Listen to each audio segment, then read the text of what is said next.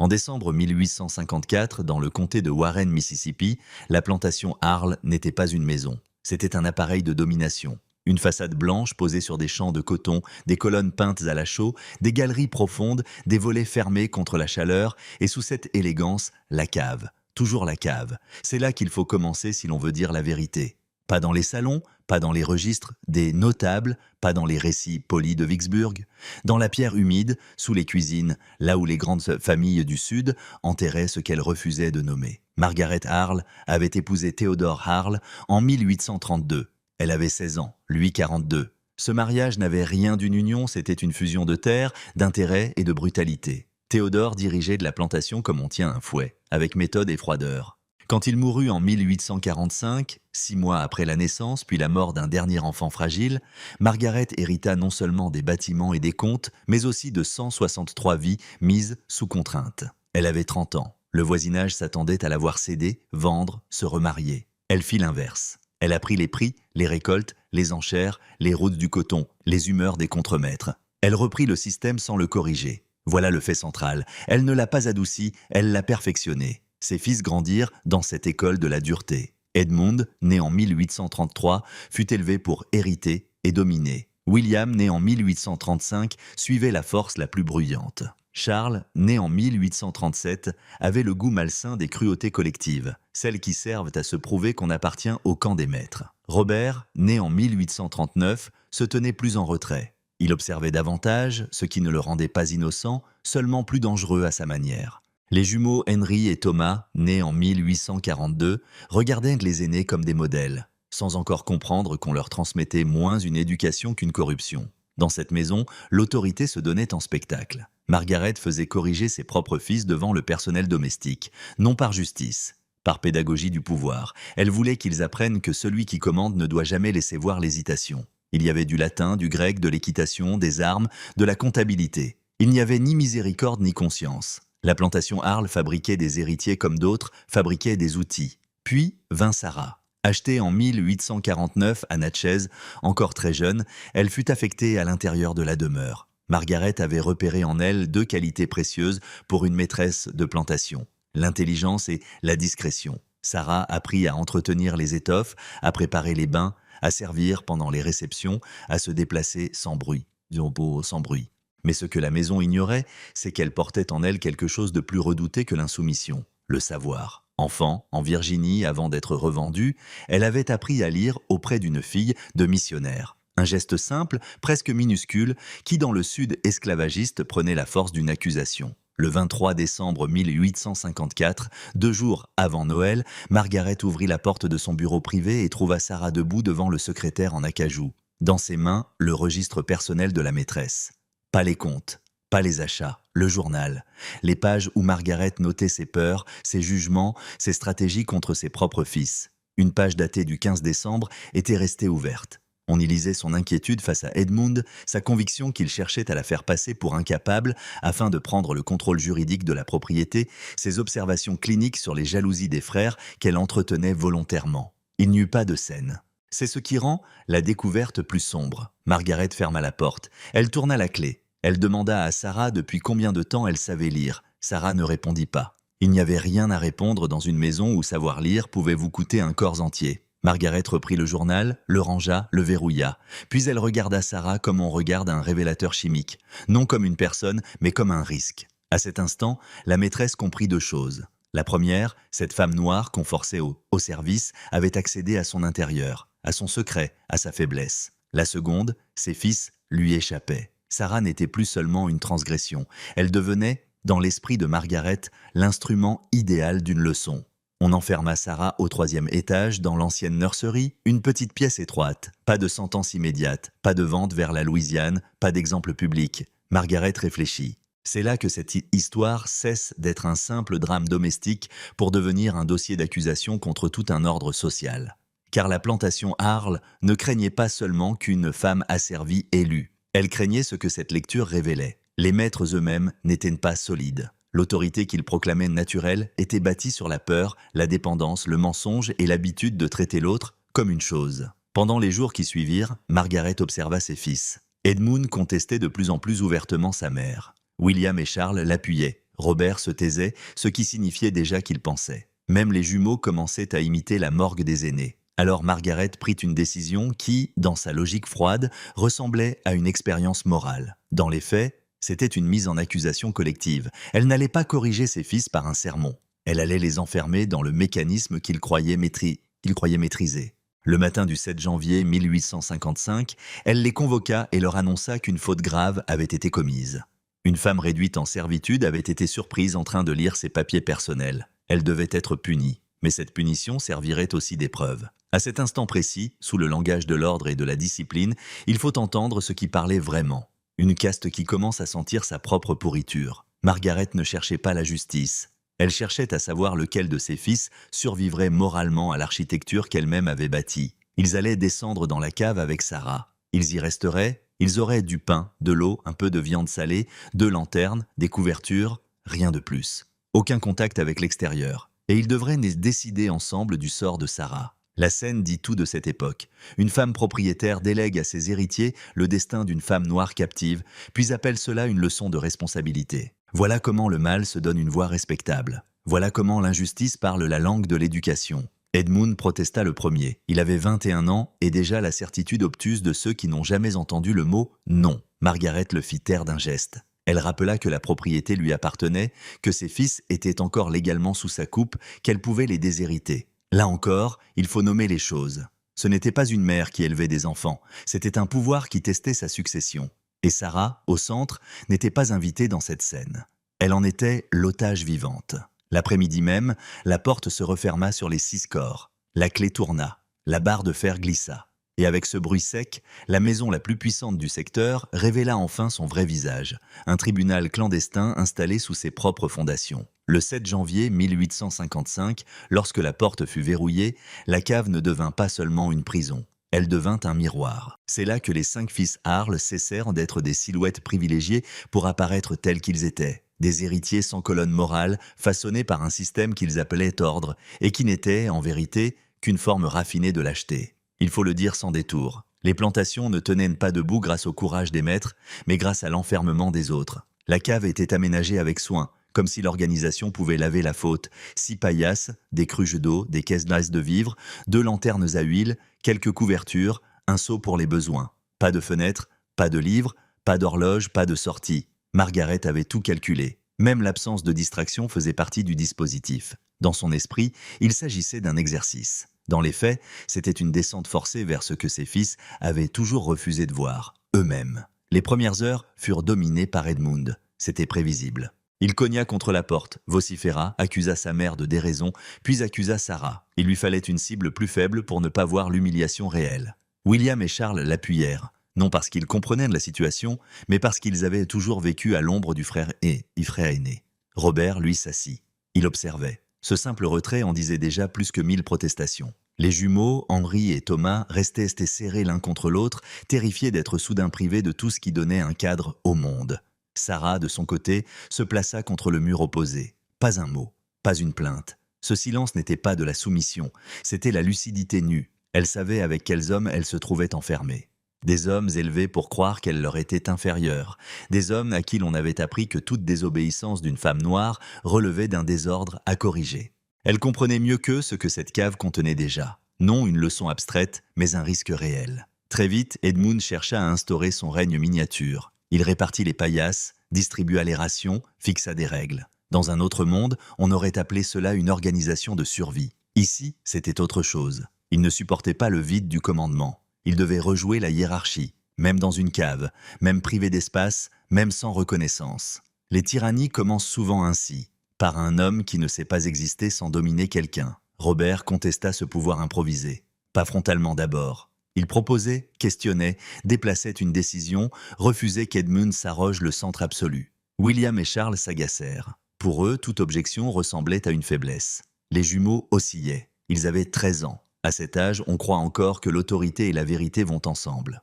Il leur fallut peu de jours pour comprendre qu'on peut parler fort et n'avoir rien à dire. L'air de la cave se chargea rapidement d'humidité, d'odeur, de fatigue. Sans lumière naturelle, le temps se tordait. Les lanternes devaient être ménagées. Le froid remontait de la pierre, les corps devenaient lourds, les nerfs s'effilochaient. C'est ici que le récit doit être précis. Rien d'héroïque ne naît du privilège quand on le prive de décor. On découvre seulement l'habitude.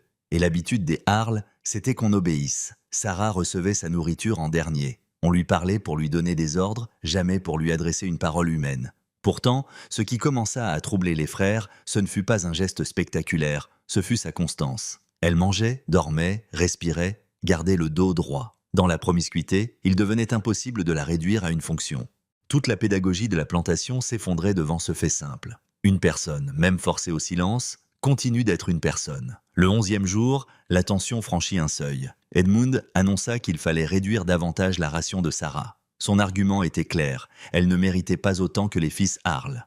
Robert s'y opposa immédiatement. Il dit qu'il partagerait à parts égales.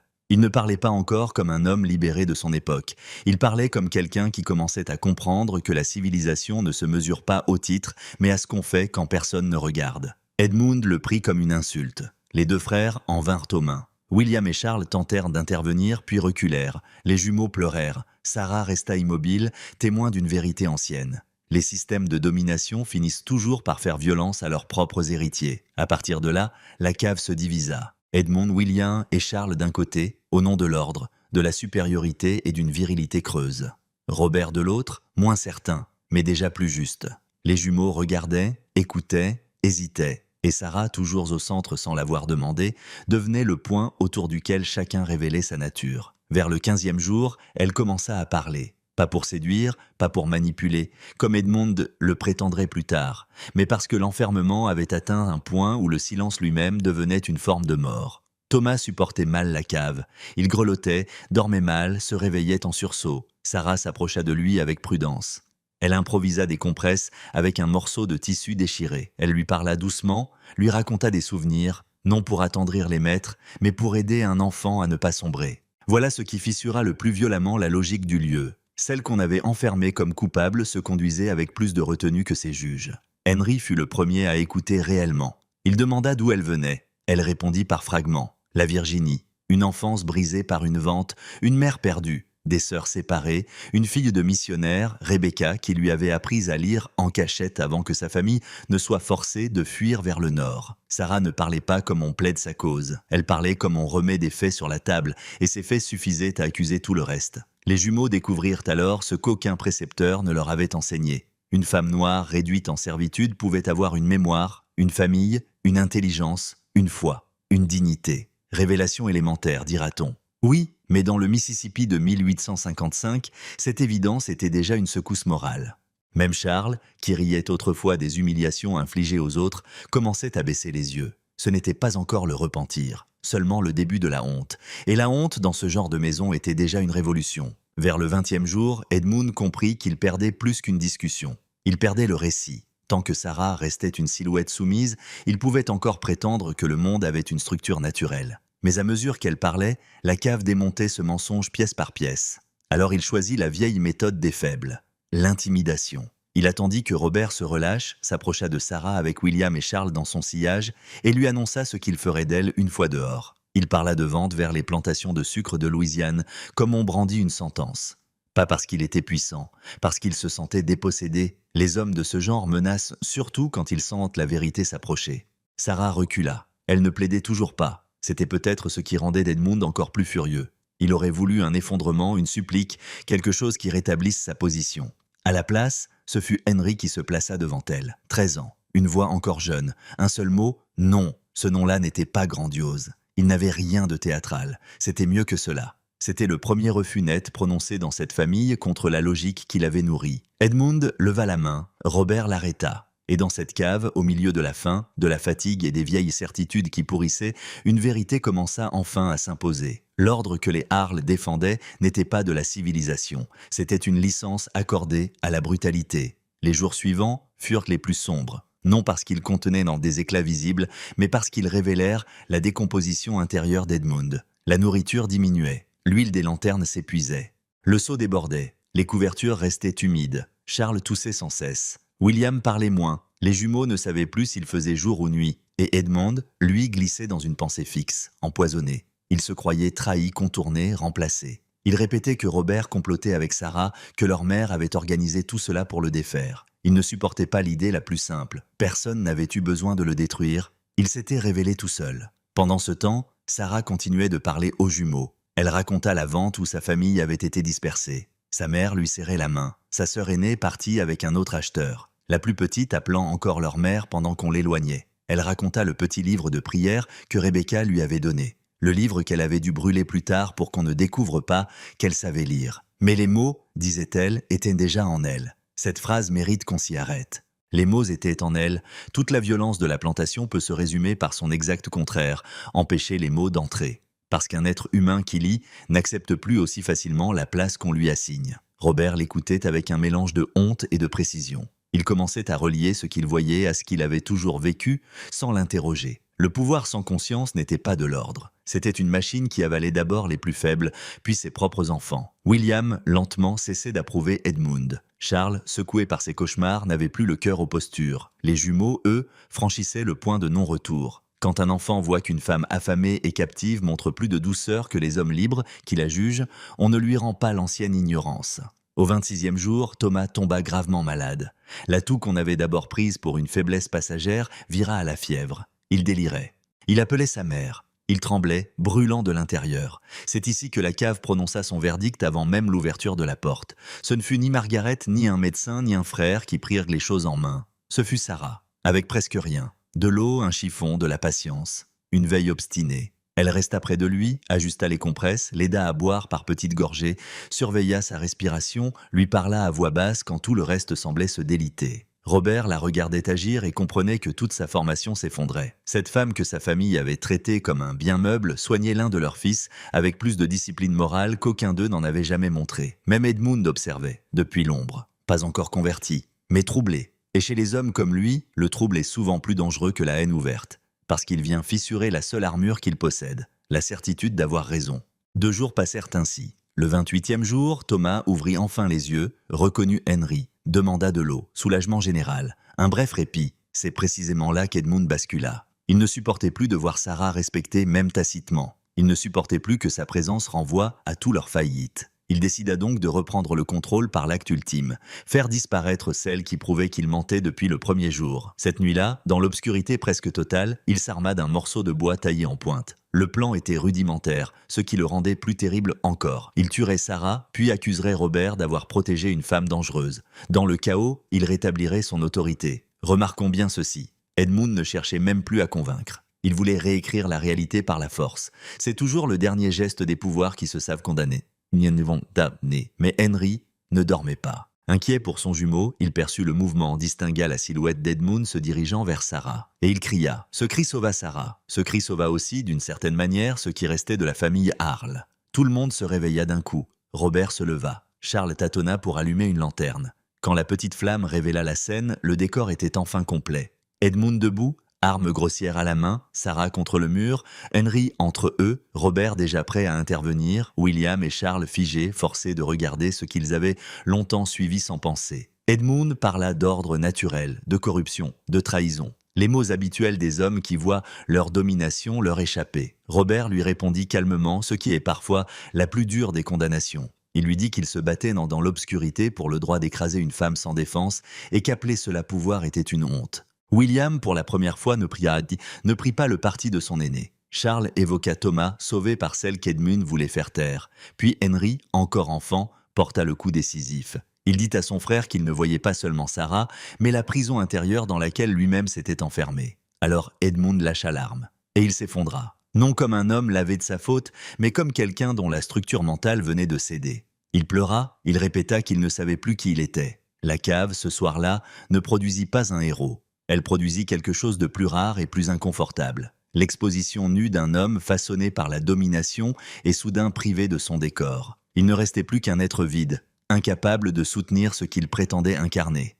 Les 2 derniers jours furent presque silencieux, non par paix retrouvée, par épuisement. Chacun savait que quelque chose s'était terminé là et que ce qui sortirait de la cave ne ressemblerait plus à ce qui y était entré. Le 32e jour, au matin, le bruit de la clé dans la serrure fut presque irréel. Après un mois de pierre, de sueur, de peur et de nuit sans forme, la lumière entrant par l'ouverture de la porte n'avait rien de glorieux. Elle accusait. Elle montrait l'état des corps et disait sans un mot ce qu'aucun membre de la famille Harle n'aurait voulu écrire dans un registre officiel. Les fils de la maison sortaient amaigris, sales, tremblants. Et la femme qu'ils avaient été censés juger se tenait encore debout. Margaret les attendait en haut de l'escalier, robe sombre, visage fermé, maintien intact. Mais lorsqu'elle vit ses fils, un battement de vérité traversa son masque.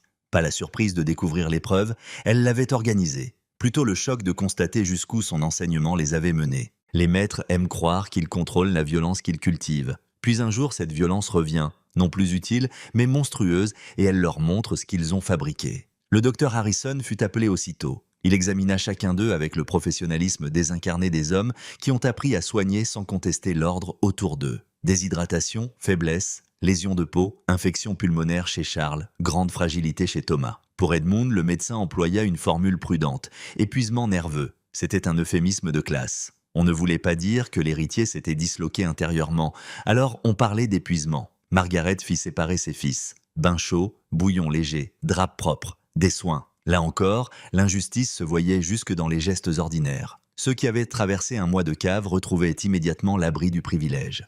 Sarah, elle aussi, reçut un bain, des vêtements, de la nourriture, mais sous surveillance discrète. Elle n'était pas encore libre. Dans cette maison, on pouvait reconnaître son utilité avant de reconnaître son droit à vivre hors de la chaîne. Pendant 3 jours, Margaret se tut. Elle laissa les corps récupérés et regarda. Edmund refusait de quitter sa chambre. Il fixait les champs sans les voir. William et Charles mangeaient, dormaient, parlaient peu. Ils étaient revenus, mais quelque chose avait cessé en eux. Robert marchait seul dans les jardins, comme s'il cherchait à remettre son esprit dans un monde plus vaste que la cave. Henri et Thomas chuchotaient ensemble, transformés trop tôt par ce qu'ils avaient compris. Puis vinrent les interrogatoires. Margaret reçut Edmund d'abord. Il ne lui offrit pas un récit cohérent, seulement des fragments. La faim, l'obscurité, la suspicion, la nuit de larmes improvisées, l'impression d'avoir été dépossédée de tout. Margaret écouta sans le contredire. Quand il se tut, elle lui annonça qu'il ne pouvait plus rester. Ce n'était ni une réconciliation ni une scène de pardon. C'était un verdict familial. Elle lui dit qu'il avait échoué, qu'il n'était pas capable de gouverner, qu'il n'avait que la violence travestie en force. Edmund partit quelques jours plus tard avec de l'argent et une malle. Après 1856, il disparaît presque complètement des traces fiables. Voilà le sort que le Sud réservait parfois à ses propres enfants quand ils devenaient trop encombrants. Non la justice, mais l'effacement. William et Charles furent reçus séparément. Ils ne sortiront pas blanchis, seulement cassés autrement. Margaret comprit qu'ils ne seraient jamais les seigneurs flamboyants qu'elle avait imaginés. Ils étaient devenus des hommes fonctionnels, hantés, capables d'administrer sans croire encore à ce qu'ils administraient. C'est une forme de condamnation que l'histoire connaît bien. Continuer à servir une structure qu'on ne respecte plus, faute d'avoir le courage de la quitter. Robert entra en dernier. Leur entretien dura des heures. Il raconta les divisions, la fièvre de Thomas, les soins de Sarah, l'effondrement d'Edmund. Puis il formula ce que Margaret n'avait pas prévu entendre. Oui, il avait compris la leçon sur le pouvoir sans conscience. Mais il avait compris plus loin. Le problème n'était pas seulement Edmund. Ce n'était pas seulement l'immaturité de ses frères. C'était le système lui-même.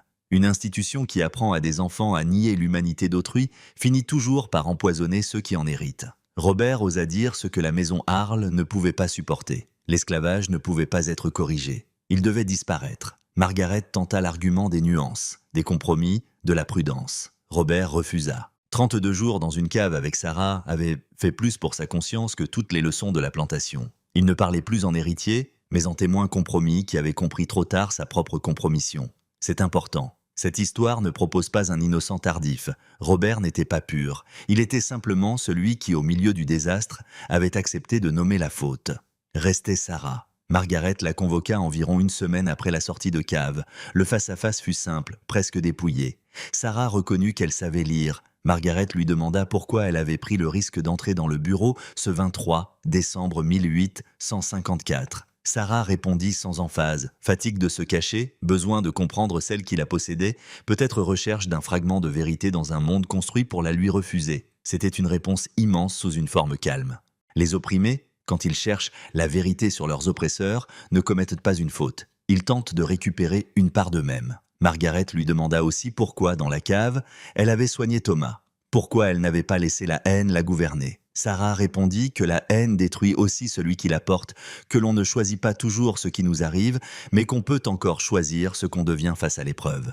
Il y a dans cette réponse un renversement moral total, celle que la loi traitait comme un bien parlait avec plus de hauteur éthique que toute l'aristocratie locale. Alors Margaret ouvrit un tiroir, des papiers d'affranchissement, une lettre sous un autre nom, de l'argent. Elle libéra Sarah. Le geste n'efface rien. Il ne rachète ni les ventes, ni les années de servitude, ni l'enfermement, ni l'usage de Sarah comme instrument pédagogique. Il faut le dire avec netteté. Un acte juste, tardif, ne transforme pas un système injuste en système pardonnable. Mais ce geste compta tout de même. 2 jours plus tard, à l'aube, Sarah partit vers Memphis, puis vers le nord. Ce n'était pas une fin heureuse, c'était une échappée, ce qui n'est pas la même chose. Après février 1855, les destins se séparèrent comme des branches brûlées. Sarah, libérée, prit la route du nord avec des papiers qui devaient la protéger d'une capture toujours possible. Memphis d'abord, puis Cincinnati, puis Philadelphie. Le voyage ne l'effaça pas de ce qu'elle avait traversé. Il lui offrit seulement un territoire où sa mémoire pouvait cesser d'être un danger immédiat. Dès 1856, une femme nommée Sarah Dubois apparaît dans les registres municipaux de Philadelphie, couturière qualifiée, femme libre de couleur. Les archives n'ont pas toujours la chaleur des êtres, mais elles ont parfois cette vertu. Elles confirment que certains survivent malgré tout. Sarah ne se contenta pas de survivre. Elle rejoignit les activités de l'église épiscopale méthodiste africaine et se mit à enseigner la lecture et l'écriture, d'abord discrètement, aux enfants et aux adultes privés d'école. Geste magnifique et presque politique par définition. Elle avait appris en secret. Elle enseignait à ciel plus ouvert. Entre 1857 et 1860, une Sarah Dubois témoigna lors de réunions publiques